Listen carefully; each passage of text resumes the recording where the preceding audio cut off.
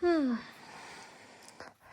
So, this video is all about my dog and see, मेरे को कभी बचपन में खिलौने नहीं मिले ऐसे सॉफ्ट टॉयज जिनके लिए मैं मरती रहती थी। किस्मत देखो भाई इस फीडो की, आराम से सो रहा है। इतना सोता है ना, इतना सोता है कि मुझे इसे धक्के से जगाना पड़ता है, तब जाके ना इसकी थोड़ी सी स्लीपिंग सही रहती है, अदरवाइज ये सोता ही रहता है। देखो देखो, कोई मतलब नहीं है, सारी रात सपने देखता रहेगा। भाई उठ जा, ए भाई उठ जा। लेकिन ऐसा कुत्ता आपने देखा है? इसको कोई वो ही नहीं है।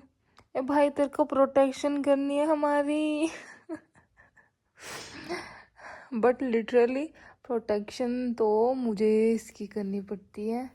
देखो देखो देखो देखो, अब इसको कोई मतलब नहीं है, मतलब सो गया बस, ये है बस। इसको चाहिए ऐसा है कि इस पास में पड़े रहो इसके और सोते रहो, सोती रहो सोती रहो। ये इसका एक सॉफ्ट टॉय है, इसको ये बहुत पसंद है। सी, इसको पता है ये। फ्री, ए राम।